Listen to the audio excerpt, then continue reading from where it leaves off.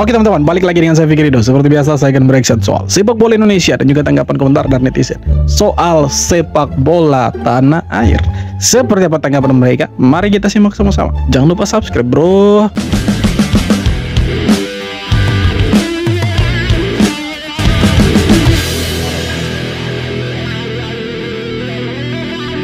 Wah, media Malaysia bilang Indonesia paling agresif soal naturalisasi di ASEAN sampai bikin perbandingan segala. Dalam 2 tahun, Indonesia udah datengin 19 pemain keturunan, mayoritas dari Belanda. PSSI bahkan mengirim pencari bakat ke Eropa, bukan buat liburan, tapi cari darah Indo. Malaysia baru menang lawan Vietnam langsung semangat bikin perbandingan, padahal kita udah biasa rotasi tim lokal dan keturunan di tiap laga.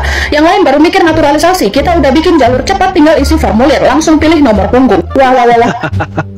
Itulah kerennya Indonesia, kita punya stok pemain itu banyak, melimpah. Dan jelas asal-usul keturunannya itu jelas, ya kan? Jadi susah mereka mau pertanyakan, mau debat pun susah. Karena memang kita punya pemain keturunan itu garis keturunan Indonesianya itu darahnya itu jelas. Kakek neneknya, bapak mamanya, buyutnya, keturunannya, moyangnya. Mana kali? Itu jelas gitu kan. Berbeda dengan yang di sana, tiba-tiba naturalisasi, tiba-tiba bilang sah. Oke sih kejutan, surprise gitu kan. Tapi kita kan pertanyakan gitu kan, dari mana asal usulnya? Kalau kita paling agresif wajar karena kita punya tujuan itu jelas untuk Piala Asia dan Piala Dunia gitu kan. Piala Dunia selangkah lagi ya kan. Piala Asia tinggal main ya kan. Kalau mereka ini negara-negara tetangga kita, lebih-lebih yang jersey kuning itu, mereka ini kan prospeknya tidak jelas gitu kan. Ke Piala Dunia tidak, ke Piala Asia pun belum tentu lolos. Jadi kalau kita agresif, lebih agresif dari mereka dan terbilang lebih agresif di ASEAN untuk naturalisasi ya wajar.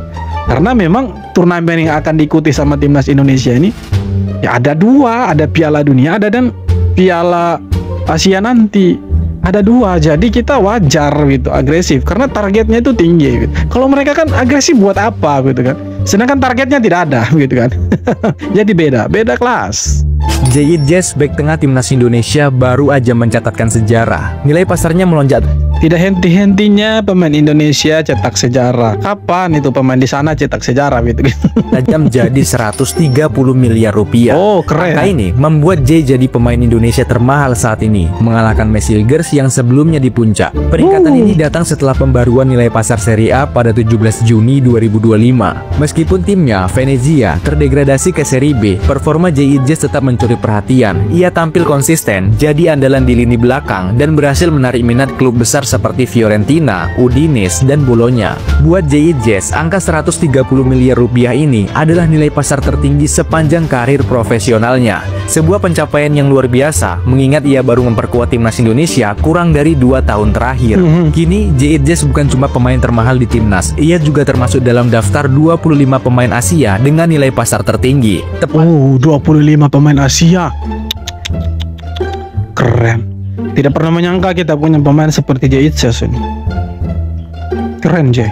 Tepatnya di peringkat ke-18, di bawahnya ada Messi Ligers di posisi ke-20 dan Kevin Dix di posisi ke-25. Yes. Total nilai pasar skuad timnas Indonesia saat ini mencapai lebih dari 560 miliar rupiah dengan rata-rata usia pemain 26 tahun. Iya, masih muda lah ya. Mencerminkan bagaimana kualitas pemain keturunan makin diakui di level internasional. Kita tinggal tunggu kabar selanjutnya. Apakah Zayid Jazz akan bertahan di Serie B bersama Venezia atau segera kembali ke Serie A bersama klub barunya?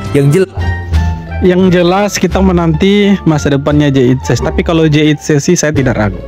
Yang diragukan itu pemain-pemain lain yang sekarang statusnya itu tanpa klub, seperti Ragnar Oratmangun ya kan, Nathan Joaon yang kemarin diputus kontraknya sama Swansea City. Siapa lagi? Tom Haye, Rafael Struijk ya kan. Itu mereka nih yang harus dilihat sebenarnya.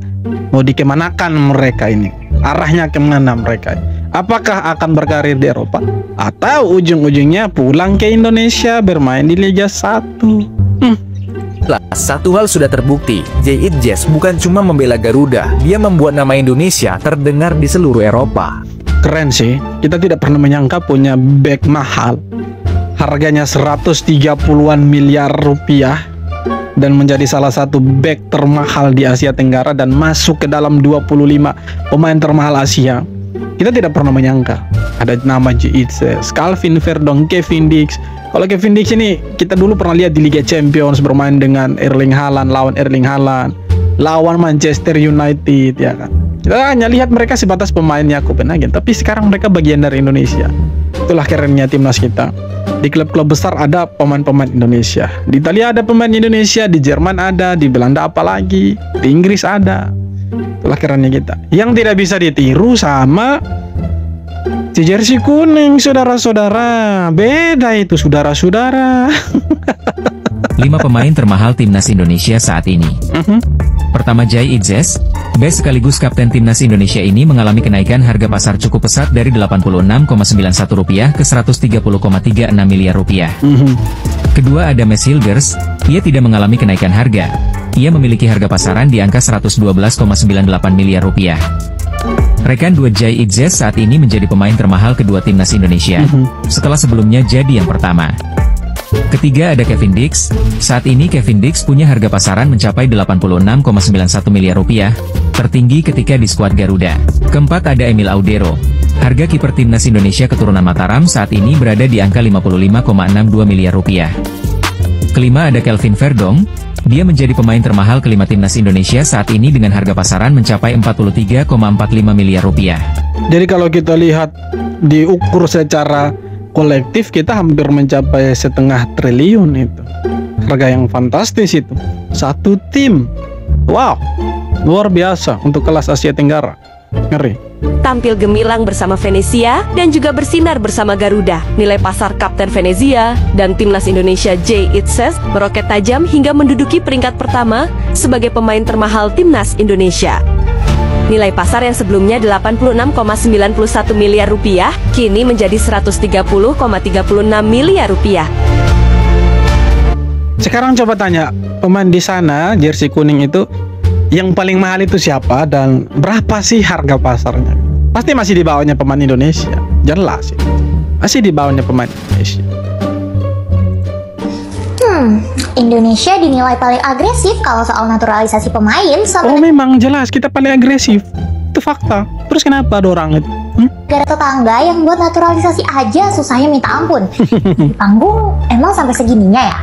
Jadi salah satu media Malaysia membandingkan kualitas proyek naturalisasi. Soal kebijakan naturalisasi, media Malaysia sebut timnas Indonesia paling agresif di ASEAN. Media Malaysia klaim Indonesia paling agresif naturalisasi pemain. Terus masalahnya buat mereka itu apa gitu kan? Saksi yang dilakukan negara Thailand, Vietnam, Malaysia dengan Indonesia. Hal itu dikarenakan Indonesia turut menaturalisasi pemain berdarah Eropa maupun Belanda dengan kurun waktu 2 tahun terakhir ini nih. Ya emang sih, sejak Erick Thohir menjabat sebagai Ketua Umum PSSI, total udah ada lebih dari 10 pemain yang dinaturalisasi untuk memperkuat tim Merah Putih.